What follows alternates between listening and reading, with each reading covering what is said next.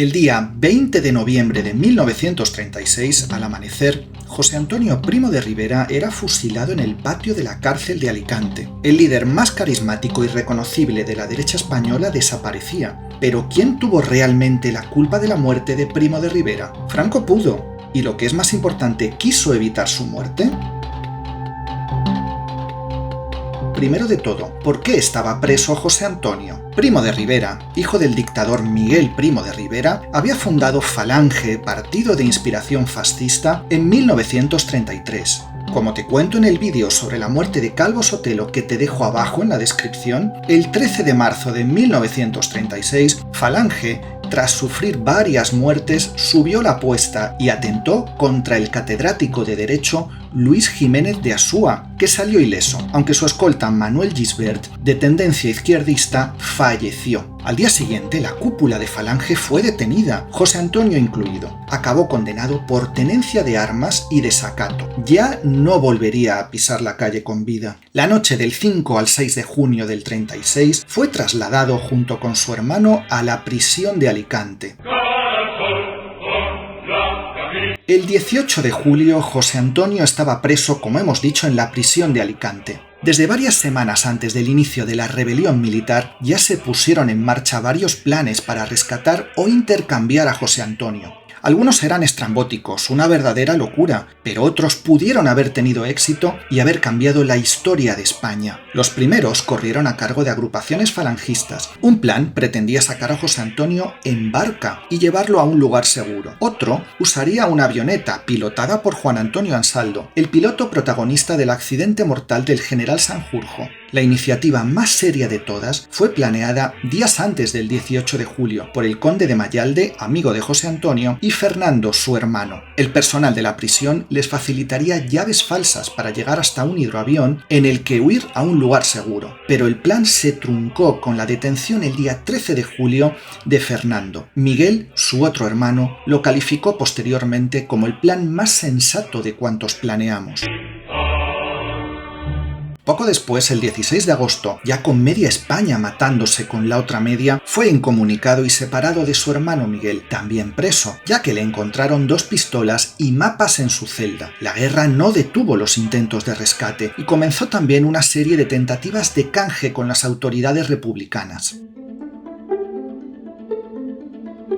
En este contexto hay que entender una de las tentativas más curiosas, en las que el propio José Antonio se ofreció para volar a la zona rebelde bajo palabra de honor de regresar, dejando como rehenes a su hermano Miguel, a su esposa y a su tía Ma. Los planes de mediación incluían una amnistía, una reforma agraria, la autorización de la enseñanza religiosa y un gobierno de concentración nacional presidido por Martínez Barrio y formado por republicanos moderados e intelectuales como Ortega y Gasset o Marañón. Pero ya no era la hora de las mediaciones y no se aceptó. Pero volvamos a Alicante. Las autoridades del gobierno republicano fueron conscientes del valor de José Antonio y apostaban por mantenerlo con vida para canjearlo y posiblemente introducir la discordia en el campo contrario, ya que su fuerte liderazgo y carisma sin duda serían una amenaza a la autoridad de Franco. Se produjeron 2 intentos de cambio, uno a instancias del falangista Eugenio Montes y de Miguel Maura, que hablaron con Indalecio Prieto para cambiarlo por 30 prisioneros y 6 millones de pesetas. Otro a cambio de un hijo de Largo Caballero, destacada figura socialista, que tuvo la mala suerte de que el 18 de julio le pillara haciendo la mili en la zona sublevada, y también fracasó. En esta coyuntura, Alemania, muy interesada en la figura de José Antonio, intervino en los intentos de rescate, produciéndose 2 de los más espectaculares planes. El primero consistía en una expedición liderada por Agustín Aznar, apoyada por Franco y Queipo de Llano, y asistida por la Kriegsmarine, la Marina de Guerra alemana, a través del cónsul alemán en Alicante, von Knobloch. El plan era desembarcar, sobornar al personal clave de la prisión y huir en un buque alemán. Sin embargo, no se lograron efectuar los sobornos y Aznar, disfrazado de marino alemán, tuvo la mala suerte de ser reconocido por un guardia de asalto que le conocía, lo que probó la intervención alemana y provocó la expulsión inmediata del cónsul alemán. El segundo intento, apoyado por un Franco que ya era jefe de los sublevados, constaba de 2 fases: un soborno y, si este fracasaba, un desembarco de regulares, legionarios y falangistas. El plan fracasó debido a que los comandos falangistas que estaban entrenando en Sevilla iban por los bares contando su plan y alardeando, y el espionaje republicano pronto supo todos los detalles, perdiéndose el imprescindible factor sorpresa. Además, Franco esta vez mostró escaso entusiasmo por el plan y empezó a dificultarlo. Ordenó regatear el precio y mandó aislar a Primo de Rivera una vez rescatado, alegando que dudaba de su salud mental. ¿Pudo interpretar sus propuestas conciliadoras como un desvarío o temía su influencia? Franco, con su liderazgo más asentado, tendría pocas ganas de que una figura tan carismática como Primo de Rivera le hiciera sombra. ¿Cuál fue el proceso que llevó a José Antonio frente a la boca de los fusiles? Siguiendo a Joan María Tomás, uno de los mayores especialistas en este asunto, varios fueron los factores que condujeron a Primo de Rivera hasta el paredón de la prisión de Alicante. Primero, el cambio de gobierno dispuesto por Largo Caballero el 4 de noviembre de 1936. En esta remodelación hubo una clave para el futuro de José Antonio, la de la cartera de Justicia. Salió el moderado Mariano Ruiz Funes, de Izquierda Republicana, el partido de Azaña, prestigioso penalista, que se había esforzado por contener la violencia descontrolada en la zona gubernamental, con escaso éxito, eso sí. Le sustituyó el anarquista Juan García Oliver, figura oscura y controvertida, y con una responsabilidad indirecta en las atroces matanzas de Paracuellos y Torrejón de Ardoz, acaecidas, de hecho, 2 días después. ¿Casualidad? No lo creo. García Oliver convocó al juez instructor, al fiscal y al secretario judicial para decirles, textualmente, que a Primo de Rivera había que condenarlo a muerte y que el sumario tenía que terminarse inmediatamente. Dada la resonancia mundial del proceso, habría que darle la más sólida apariencia jurídica, pero con prisa. Estas palabras dan una idea muy clara de por dónde iba a ir el proceso contra José Antonio, pero es que la cosa no terminaba ahí. El fiscal del caso, Juan Serna Navarro, fiscal jefe de Valencia, fue apartado del caso por orden de la Fiscalía General de la República. La razón, según dijo él mismo tiempo después, porque me opuse a ciertas sugerencias que recibí en el caso de José Antonio. Fue sustituido por Vidal Gil Tirado, que hasta el momento ejercía como presidente del Tribunal Popular Provincial de Alicante desde su creación a finales de agosto. Serna tenía proyectado solicitar una pena de 2 años de prisión para José Antonio por conspiración. El propio Indalecio Prieto había recomendado muy juiciosamente liberar a José Antonio para sembrar la discordia en la zona nacional. Gil Tirado, por el contrario, había exhibido una dureza extrema anteriormente, condenando a muerte y fusilando inmediatamente a muchos falangistas y personas de derechas. El nombramiento de Gil Tirado fue solicitado de urgencia vía telegráfica por otro comité. En esta ocasión el comité fue el Comité Popular Provincial de Defensa y Justicia Popular de Alicante. Este era su nombre completo, y se lo solicitó al subsecretario de Justicia tras un bombardeo de los nacionales sobre la ciudad que causó varias muertes entre la población civil. Algunas fuentes consultadas establecen un nexo directo entre la aceleración del sumario y este bombardeo.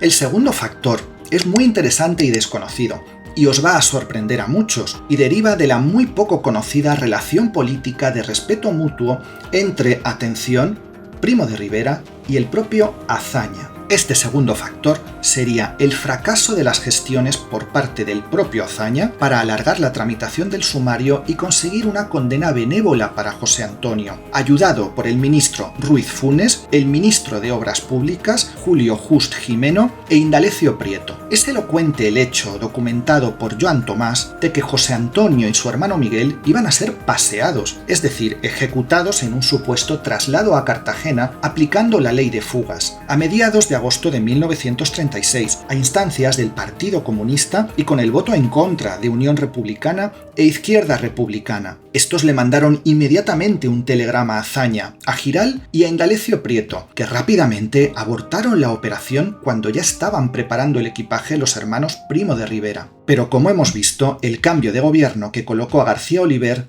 dejó a José Antonio sin apenas valedores, sin apenas apoyos, y fue el primer clavo en el ataúd del líder falangista. Según el especialista Enrique Aguinaga, quien exploró la relación entre José Antonio y Azaña, fue tal el empeño del presidente para retrasar el proceso esperando con ello un cambio de gobierno más favorable para el reo, que incluso le hizo llegar un mensaje personal a su celda a través del ministro Amós Salvador y el médico Francisco Vega, poco antes de su fusilamiento. En este mensaje, Azaña le expresaba su pesar por no haber podido retrasar el proceso. José Antonio exclamaría ante el emisario, el doctor Vega, antes de quemar el papel: «No podía esperar menos de él, lo agradezco con toda el alma». El propio Azaña dejó escrito en sus diarios que realizó una intervención personal para librar a José Antonio Primo de Rivera del asesinato que iban a perpetrar algunos fanáticos de Alicante. En la descripción os dejo un artículo de Aguinaga para quien quiera profundizar en este sugerente tema. ¿Fue un juicio justo? Ya hemos visto que, por un lado, una vez que el anarquista García Oliver llegó al Ministerio de Justicia, sustituye al fiscal moderado por uno más duro. Tras ello, los intentos de los más sensatos, como Azaña, se estrellarían contra una maquinaria que comenzó a moverse de manera implacable, torticera y, lo que es muy raro en la justicia, muy veloz. Tras el nombramiento de Gil Tirado como fiscal, se concluyó la instrucción, se constituyó el Tribunal Popular y comenzó el juicio oral, con Gil Tirado como fiscal, Eduardo Iglesias Portal como juez presidente del tribunal y un jurado, compuesto, atención, por miembros del Comité de Alicante, provenientes de Unión Republicana, Partido Comunista, PSOE, Partido Sindicalista, Izquierda Republicana, UGT y los anarquistas de la CNT. Salta a la vista que este tribunal es un tribunal político, no judicial. El resultado del juicio, por tanto, estaba prácticamente asegurado. Pero sigamos.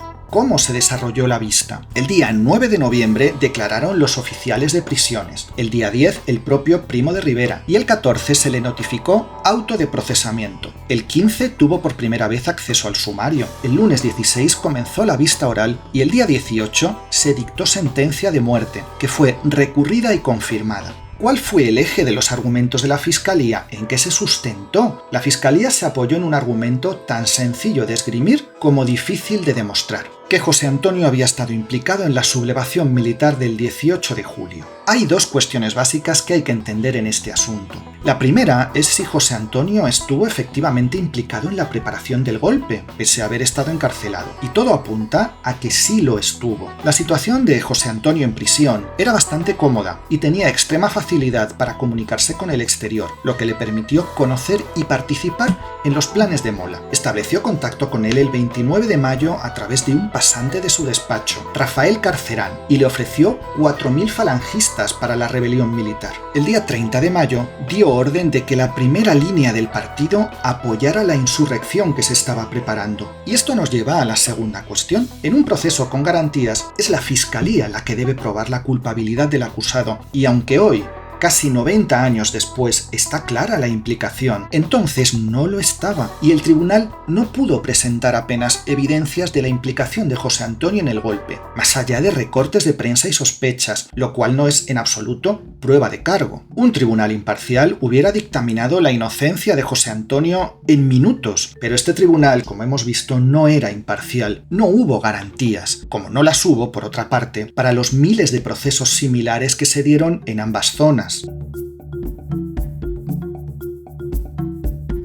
Pero una vez emitida la sentencia de culpabilidad, aún quedaban otros dos trámites que pudieron haber salvado a Primo de Rivera. El primero es un cuestionario que el gobernador civil de Alicante, Valdés Leal, envió a todos los grupos del Frente Popular de Alicante. Se preguntaba si la pena debía ser ejecutada o conmutada, y hay dos versiones sobre la respuesta. Joan Tomás dice que nadie contestó, y Stanley Payne dice que la contestación fue a favor de la condena. Sobre el segundo trámite, muy importante, tampoco hay unanimidad: el enterado del gobierno. ¿Pero qué es esto de el enterado del gobierno? Según el Código de Justicia Militar vigente, las sentencias de muerte emitidas por un tribunal debían contar con el enterado del gobierno. Esto correspondía al presidente del gobierno, que en este momento era Largo Caballero. Largo Caballero afirma taxativamente en sus memorias que a él le llegó el enterado para su firma una vez muerto José Antonio, y que no lo firmó para no validar una sentencia ejecutada a falta de un trámite preceptivo. Sin embargo, hay razones para dudar de esta versión. Joan Tomás directamente le niega toda credibilidad a Largo Caballero. García Oliver, que recordemos que era ministro de Justicia, también declararía más tarde que el Consejo de Ministros de Largo Caballero otorgó el enterado. También Raimundo Fernández Cuesta, falangista, afirma que mientras estaba preso en Valencia en 1937, se entrevistó con Indalecio Prieto y este le dijo que el autor de la ejecución es Largo Caballero. Todo apunta, por tanto, a que sí tuvo responsabilidad.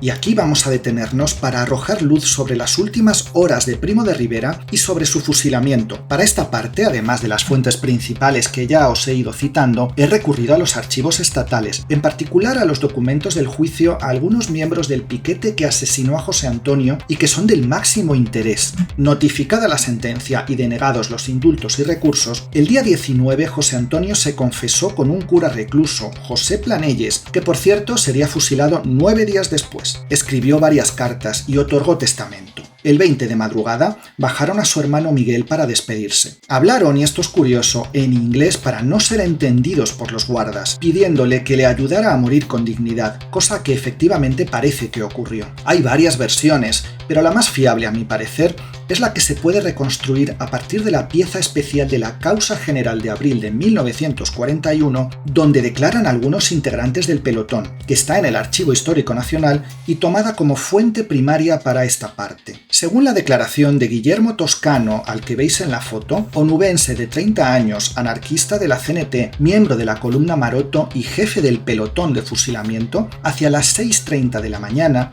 José Antonio fue conducido al patio número 5 por un pelotón mandado por él y compuesto por anarquistas y algún guardia de asalto. Tenemos los nombres de los ejecutores. Los anarquistas eran José Pantoja, Luis Serrat, Manuel Beltrán, Manuel Pereda y otros dos apodados el Pascualín y el Portugués. Los guardias de asalto eran, según el testimonio del propio Toscano, Federico Esteve, Antonio Pastor y Juan José González Vázquez. Y atención a este detalle, hay un testimonio añadido a esta pieza especial, el de un prisionero republicano, Gerardo Estapé, capturado en 1938 y que ubica en el piquete a un oficial del ejército republicano de filiación comunista, Dositeo Sánchez, que huyó a la Unión Soviética tras la contienda. Este detalle es muy significativo, pues la presencia de un oficial comunista en la ejecución, solo confirmada, que yo sepa, por este testimonio, abre un interrogante muy interesante. ¿Tuvo el Partido Comunista alguna participación en esta muerte? Al bajar al patio, vestido con traje oscuro y abrigo,